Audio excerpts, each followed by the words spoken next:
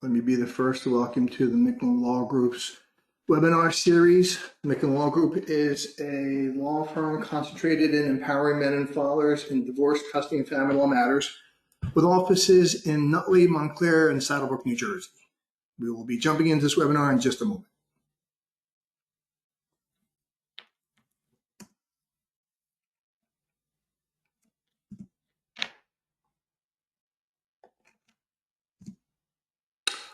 Okay, and today's webinar is Life After Divorce, Overcoming the Fear of the Unknown. This will be a practical guide for navigating life after divorce. We're going to explore emotional, legal, and financial challenges that arise post-divorce. Hopefully, you'll gain tools to regain confidence, rebuild stability in your new chapter, family, and life going forward. This webinar is going to be a little different than most that I've done in the past, and probably most that you'll see currently going up. I decided to do something a little more practical because I think, first of all, there's an abundance of webinars and information on the website or the internet, and sometimes hard to navigate to get information that's really going to help you. And I think with the increase in advent of AI generated webinars, we're getting a lot of regurgitated information that's not really helping anybody. So I thought, let's do something a little different. Let's talk about some real heart-to-heart issues and hopefully create a webinar that's going to help you both through and after your divorce, with your life, your family, your children, and your new relationships. So with that being said, let's jump right in. First, my name is Brad Micklin. If you haven't worked with me, this is me. I am the lead attorney and managing member of the Micklin Law Group. I have been in practice now about 30 years. As I mentioned, my practice is concentrated in empowering men and fathers in divorce, custody, and family law matters. I have a second emphasis on litigating against narcissists, which ironically, 90% of narcissists are men, so it creates an interesting balance of my clients, but the general focus is men and fathers' rights. However, the information in this webinar, as well as my posts and my blogs, will always apply to both genders, to same-sex marriages, and to anybody else who is in a divorce or going to be in a divorce action in New Jersey. Real quick, I am recording this Monday, April 7th, 2025. Although the information in here is likely to be pragmatic and not legal, it is important to note that any legal information may have changed if you're watching this anytime after April 7th. Here's a couple of words I've been honored in the past to have received, both from independent sources, client referrals, testimonials, and court and adversary responses. I put these up not to impress people, but to impress upon you the length of time I've been practicing, the breadth of my coverage, and hopefully the work that I've done based on statements by people other than myself. Additionally, I have and still serve from time to time as a national legal media consultant. I've appeared on Fox News, Inside Edition, Larry King, may rest in peace, I-24 International News, and various other sources. Again, not trying to impress or seem grander than a humble New Jersey divorce and family law attorney. But again, I think it is important that those who have not worked with me know the work that I do. Those that are working with me should also get a sense of the work that I do. My media coverages can be found on my website, as well as some past webinars and blog posts. The internet's full of different resources. Obviously, also you can find it. I don't have them all on my website. And you can also email me always at brad@micklinlawgroup.com or go to micklinlawgroup.com. Both are spelled M-I-C-K-L-A-N as in Nancy, for any of the information I put up here or that I refer to in this or other webinars. All right, so let's jump right into it. Understanding the emotional journey of a divorce. Here we're going to cover several aspects. First is sleep disruption. 62% of adults report sleep problems during a divorce. This, I think, is related to two major causes. First, obviously, is the stress and unknown. Second is a little less known, and that's probably from alcohol consumption. I've found in my practice, especially post-COVID, the degree in which people rely upon alcohol to alleviate stress and to deal with other challenging issues has significantly increased. I'm not here to tell you what to do or not to do, or pass judgment or not pass judgment, but it is a well-known fact that sleeping not only improves or decreases, I guess I would say, decreases the quality of your sleep, but also increases the amount of stress that you may experience during the day. So people who are often consuming alcohol to reduce stress may inadvertently be doing just the opposite. But this is not a webinar on alcohol use. It is to help you get through a divorce, just imparting some of my personal experience. Second, physical impact. Emotional health directly affects your physical well-being. While we may know this on a conscious intellectual level, it often is neglected when you're dealing with trying physical and emotional issues such as a divorce action, co-parenting, and all that comes with it. I'm going to do the bottom right, mixed feelings. It's a little out of order, but grief, relief, anxiety, and fear are normal responses. A divorce is both a beginning and an end. It's going to have a wealth of experiences and emotions and changes, many, if not most, of which will be more positive. In the long term, it is very difficult, often impossible, to see that in the beginning as you go through it. And the last one I find very interesting based on the research I did, the 5 stages of a divorce: denial, anger, bargaining, depression, acceptance. This is not the 5 stages of a divorce action, but it's the 5 stages that people often go through as they approach, enter, and proceed through a divorce. And the thing I find interesting is that these are also the 5 stages that people face when facing a person's death, whether it's their own or somebody else's. And like I said, it's a beginning and an end. So in many ways, it is the birth and the death of many great important things to a person. So it's important to realize the journey that you're going to go in, the emotions that you're going to face, and remind yourself as you go through of all of these and the significance of them. Rebuilding your identity. Again, at the end of this, you will be coming out. You'll have a new self. You must embrace this opportunity to redefine who you are. Exercise self-compassion. You need to be kind towards yourself during the transition. You are not perfect. Most of us have not gone through more than one divorce. So when you are going through it, everything is a new experience. Lastly, social connections. This is probably the most important time to build new social connections. And I do not mean through social media and Facebook, probably the worst way to build new connections. But it's where you could start. Maybe you can nurture some of the ones you have in social media. Here, there's a little known fact: 69% of women initiate divorce compared to 31% of men. I put that because people often think men institute divorce more often. They also think it's because of infidelity. It's not. And maybe in the past, these issues were very prevalent or maybe paramount, but things have changed. If you look over the last 50, 70 years, obviously women's roles in marriages and the marketplace and society have drastically changed for the better. And I think that has given a new freedom and empowerment to maybe remove themselves for situations that historically they weren't able to do so. Another insight to bring to this information, some of my research has suggested, obviously divorces are quite common around 45 to 55, the alleged midlife crisis stage.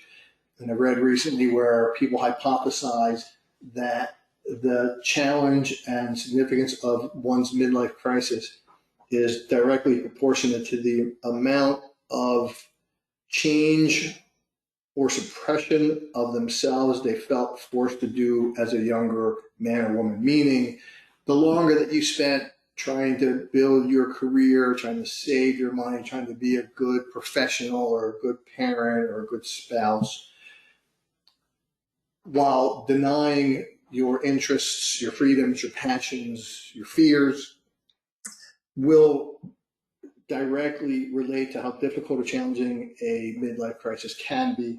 So those that have spent a great deal of time bringing themselves to a certain place may find themselves in a more difficult one facing a divorce. You may also find, if you're on the receiving end of a divorce action, facing it may be more challenging because you spent such time trying to develop yourself in this way, and it's taken almost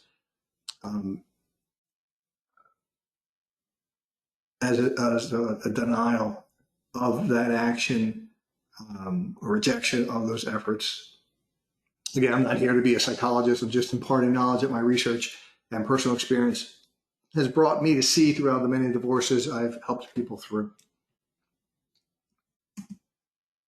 Navigating co-parenting challenge is probably one of the most challenging issues of a divorce, both during and after.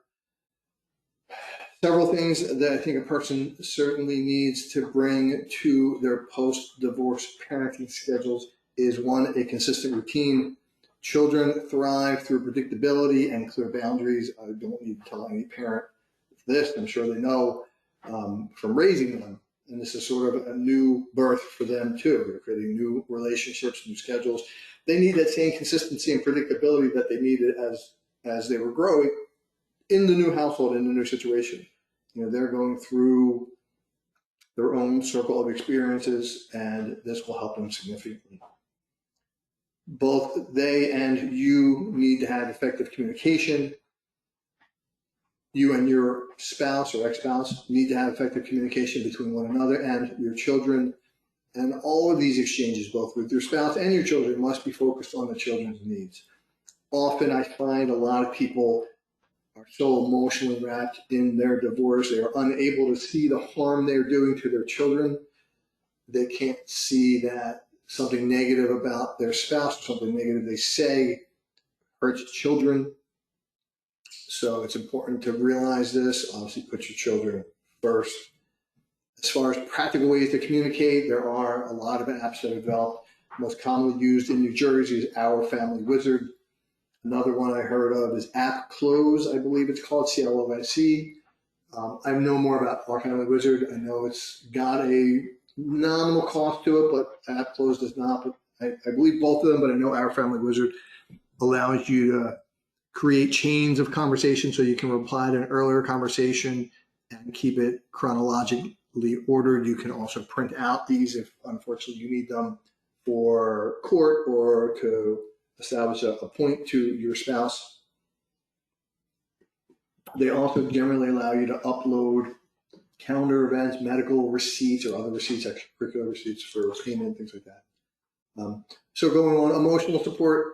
Children will have, obviously, a lot of mixed feelings. They often don't have the language to deal with or understand or process these. So it's very important that you help children process their complex feelings about the process and about your new relationship with them, as well as the other spouse's new relationship with them.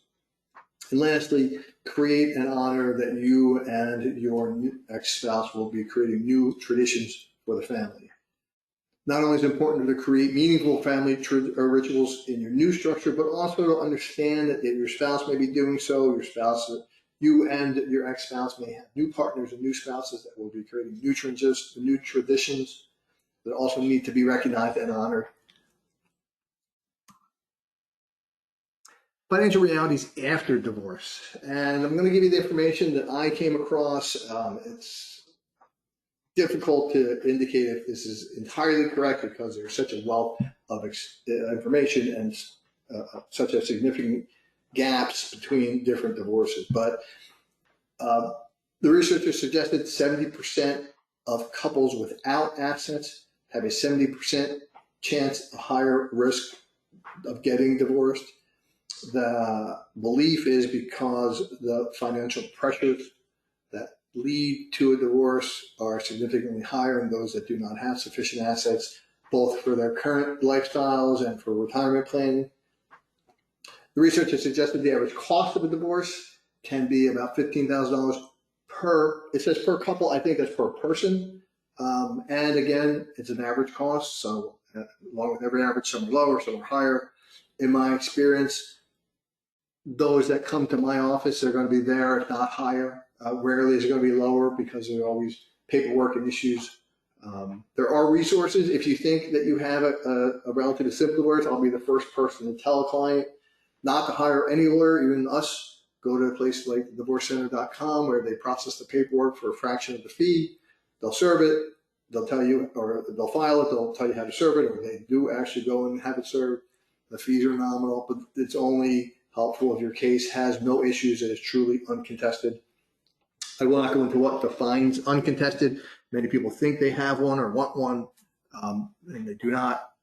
But that's a matter for other webinars, which I'm certain I have covered, just not in the scope of this one. And lastly, creating a new budget. You're going to be adjusting to a single household income change. I tell everybody that when you have one home with one or two incomes, it will always be significantly different when you have two homes and that same one or two incomes. It's even worse when there's only one income, one spouse is not working. You have one house that becomes two. So financial independence requires careful planning and disciplined execution both during and after your divorce, as well as your planning and your saving after a divorce to get yourself back into the position you might have been in before. You have to start by understanding your current financial positions and your future needs. You must carefully look at things like retirement planning, length of time in the market to rebuild, whether or not you have or will develop Social Security, and whether or not you think it's going to be around by the time you retire, and if not, what other plans may you have or need to put in place to accomplish those goals.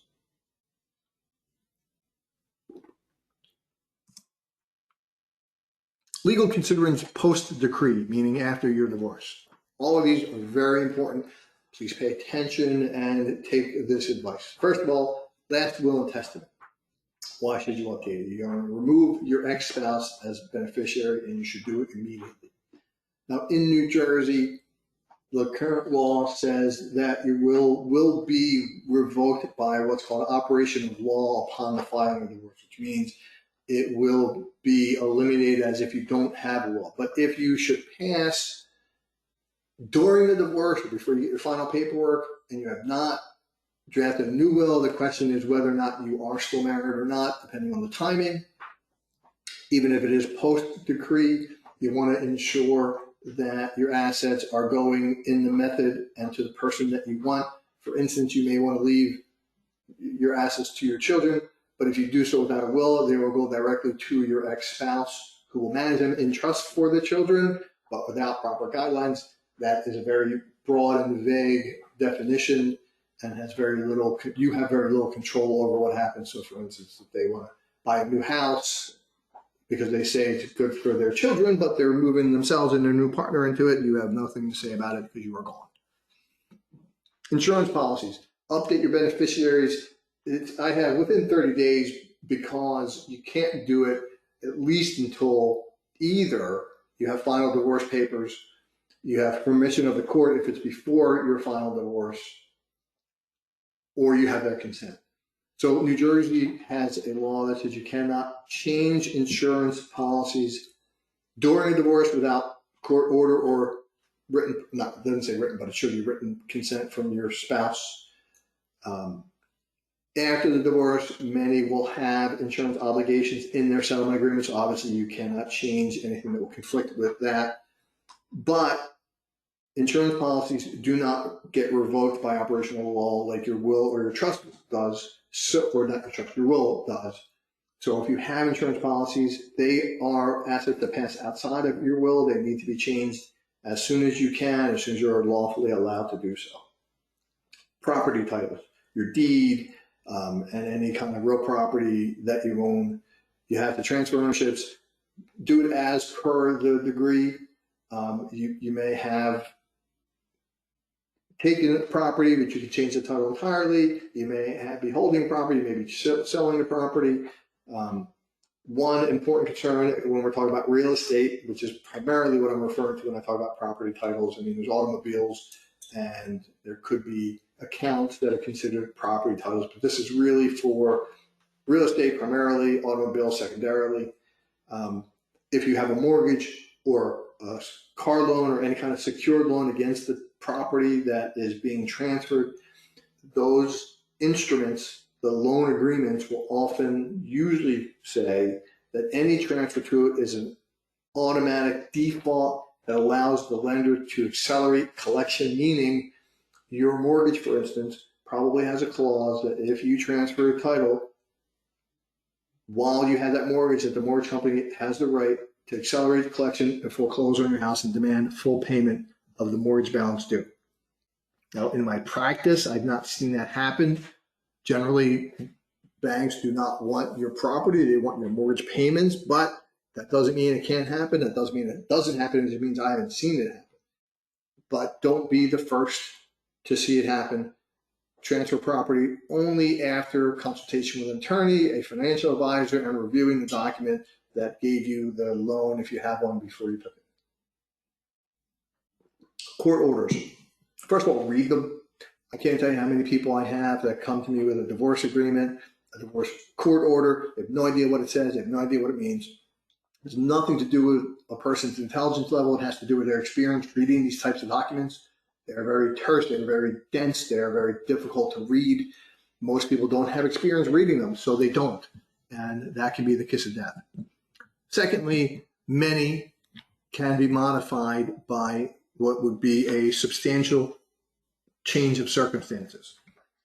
Now, how that is defined isn't usually, but a material and substantial, technically the term is material and substantial change of circumstance, will be fact sensitive, and it will determine or depend on what your agreement and your court order says.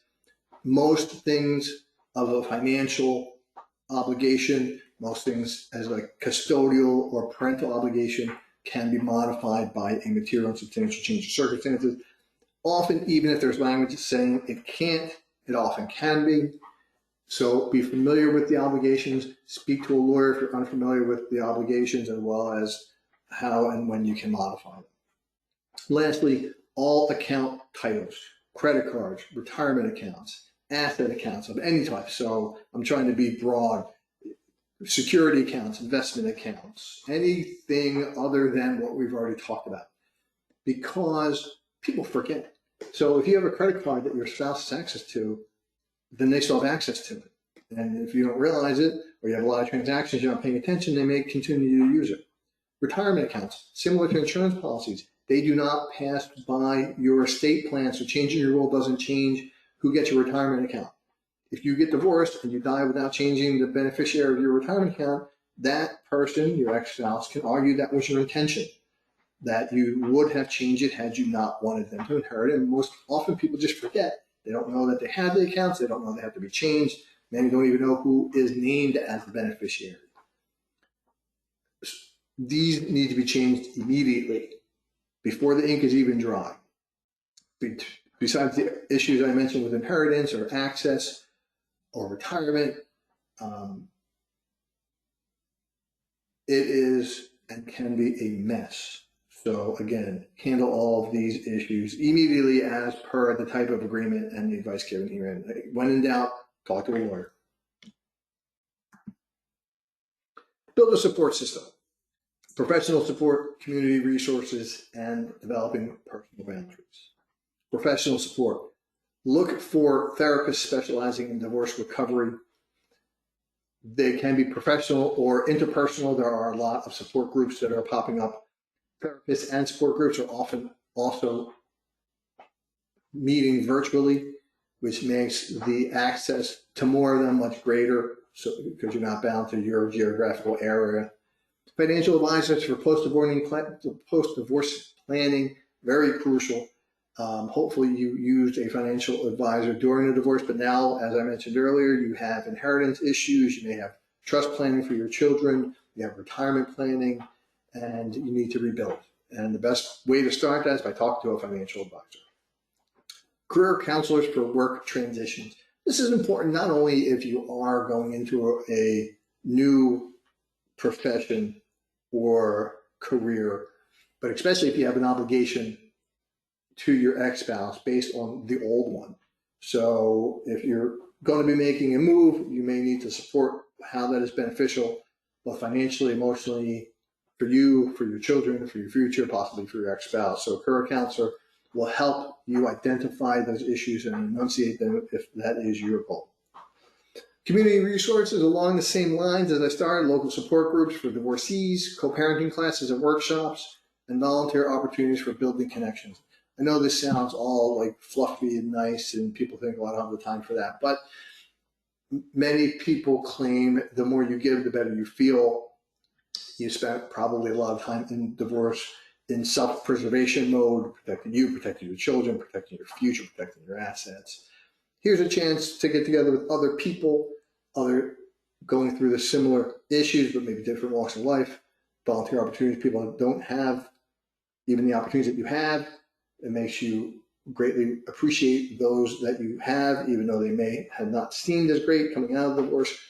It does open your eyes to a lot of gratitude, which is always helpful. And then personal boundaries, learning to say no to unhelpful advice. I put this first because everybody's got that horror story when you're getting into a divorce, when you get after a divorce. And I always analogize it to the McDonald's lawsuit decades ago where somebody spilled coffee and got millions of dollars. That's the aberration. And the horrible divorce that you hear about from your friend is probably also, not probably, but often is the aberration also.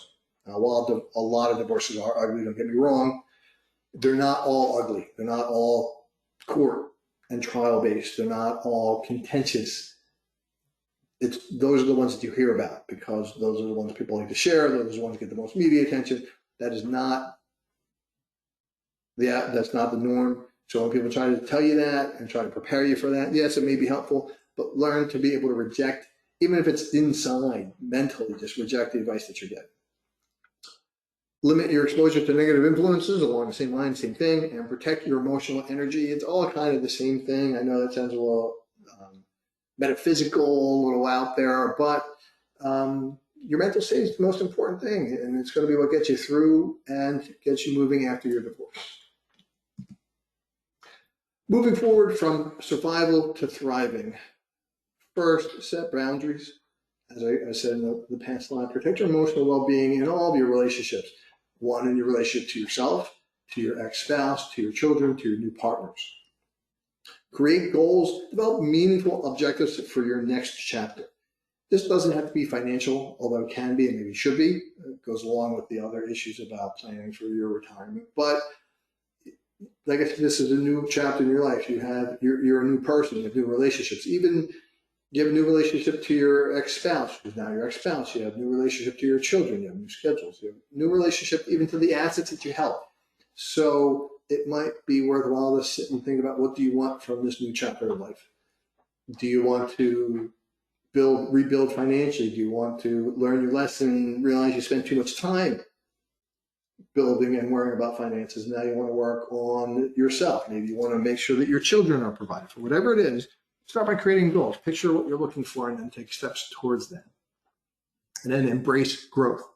Transform fear into opportunities for personal development. Again, I don't want to sound a little too far out there, but those in a divorce, those who've gone through a divorce, will tell you it's probably one of the most challenging and difficult times of their lives. And I always make the analogy, it's like a cocoon. The butterfly, if you help a butterfly out of a cocoon, it doesn't fly. It needs to struggle, it needs to get itself through that challenge, and then it takes off and leads this beautiful life. And that's what you need to look at as your post-divorce plan, is that was your cocoon, and now it's time to take off.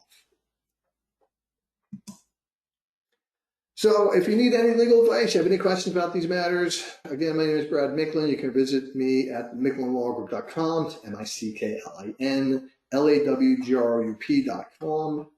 My phone number, the office, 973-562-0100. I also have a YouTube page, Brad Michael Micklin. I have a Facebook page. I think it's the Micklin Law Group. I think we're on Twitter too, but that's usually just other things getting posted from these posts. I have a LinkedIn page I post also from time to time, but the best way is really my website and my YouTube page that has a more robust information. And last but not least, can't have a legal webinar without a legal disclaimer. So while I'm not going to read this whole thing, I will certainly leave it up here. Hope you read it. It is important to understand that this, as well as other information you get, both my webinars and other webinars, are not legal information. You cannot rely upon them. They do not create legal relationships. They're just considered advertising, and they're really just here to kind of help you through the tough time. With that being said, I hope this information helps you. I hope my representation, if you're a current or future client, helps you. And with that, I'm going to wish you all good luck.